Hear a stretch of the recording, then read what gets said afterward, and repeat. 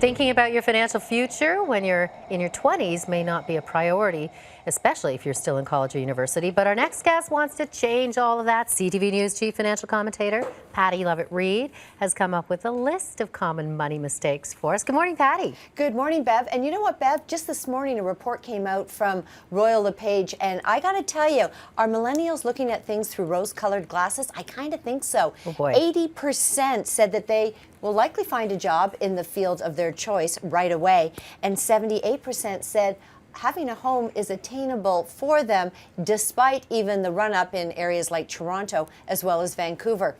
I'm thinking those numbers are pretty high. They got to do a lot of things right financially if they're going to achieve those goals. And in order to kind of avoid some of those pitfalls, so let's talk about this list that you created and kind of run through it.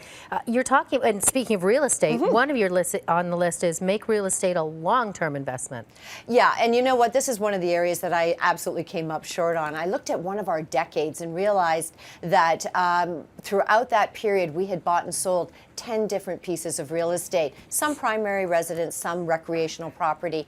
But the fact is, while we made money, we made only this much money on the real estate. Could have made much, much more because we made some decisions that we weren't that happy with. Think about the transaction costs, think about the real estate costs. They really start to rack up. So look for the home that you can at least hold for a period of time.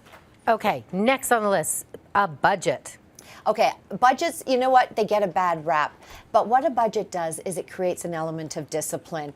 And once you have some discipline in place and you know how much money you have coming in, you start to realize what it is you're spending your money on. And if those millennials really do think home ownership's a priority for them, they're going to have to cut out some of those discretionary costs. The only way they're going to do it is knowing what they're spending their money on. Yeah, and clothes, which we mentioned, talking about that, doesn't surprise me. I mean, that millennials want to, buy clothes, but boy, that can add up.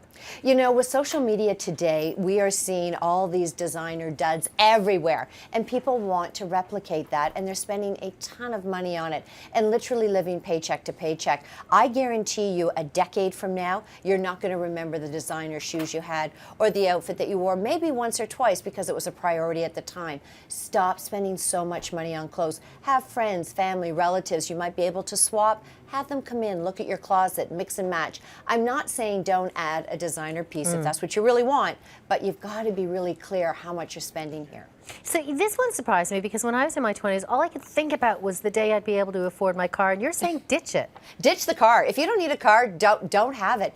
The costs are absolutely ridiculous, not only for parking, maintenance, insurance, and the list goes on. I know so many millennials that actually have a car that is maybe more expensive than a year of their salary. Wow. It just doesn't make sense. I know for many it's a rite of passage, but you know what? If you don't need it, get rid of it. Okay, and when to start investing?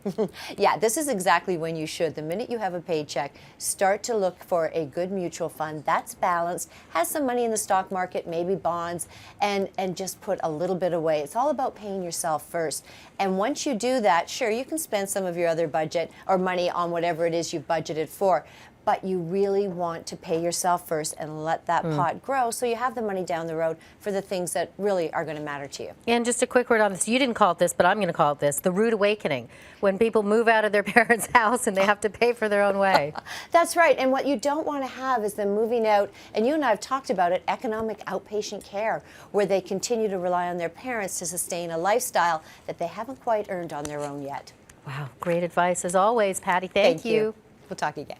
You can read more in Pattie's blog. That'll be on our website, canadaam.ctvnews.ca.